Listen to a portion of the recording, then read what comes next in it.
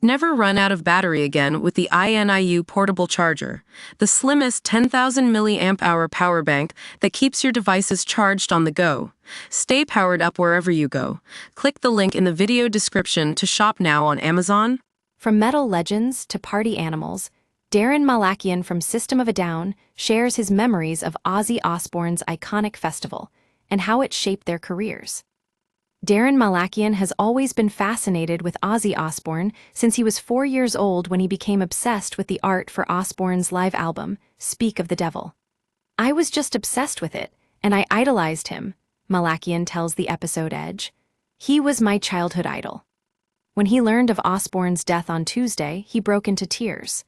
"I hate to say this, but it feels like that day was the day that metal died," he says. "You have the king of pop, the queen of pop, the king of rock and roll, and Ozzy's like the king of metal. Him passing away, it feels heavy."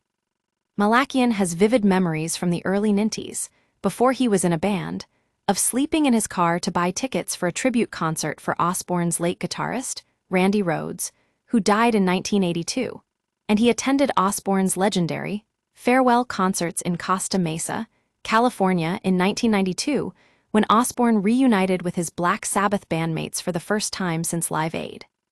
Luckily for Malakian, Osbourne unretired a few years later and put together the inaugural Ozzfest, a traveling multi-stage metal festival that features Osbourne as headliner and bands from every subgenre of metal, in 1996. System of a Down issued their self-titled debut 2 years later, and after a tour supporting Slayer, received an invitation to play on the second stage of Ozzfest, 98. The opportunity meant the world to Malakian.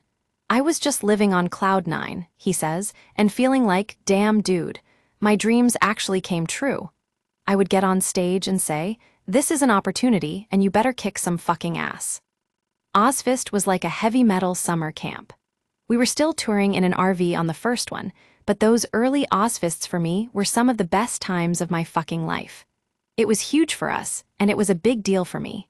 When we played our first Ozzfest, we were on the second stage, and we would sometimes play at 11 o'clock in the morning.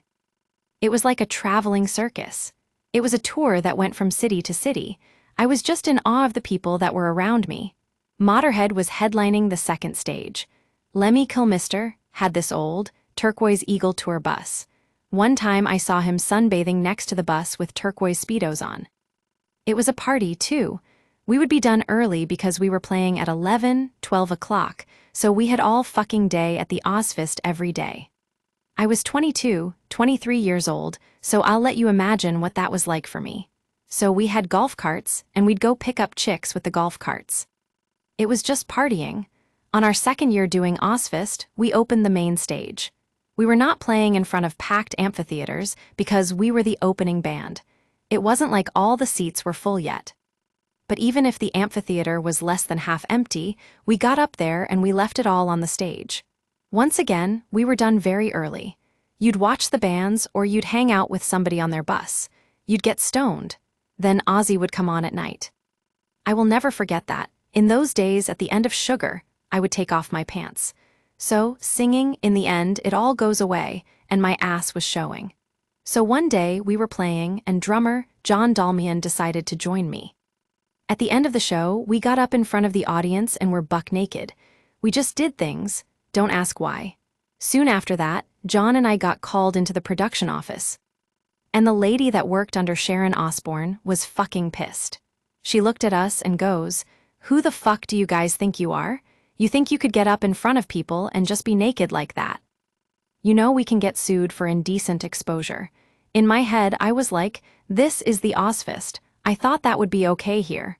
But she's like, "This is not System of a Down fest." When we headlined the Ozzfest, and Ozzy wasn't even playing that year. Sharon was battling cancer. Ozzy didn't play every night. There were a few shows Ozzy played, but we were the headliners every night. John and I were like, "Wait a second, can we get out there naked every night now?" We saw headlining Ozzfest as a huge accomplishment. And people showed up too. It wasn't like, "It's not Ozzfest. What the fuck?" It was a packed house every night. Ozzfest was huge for us. It was such a big push for our band.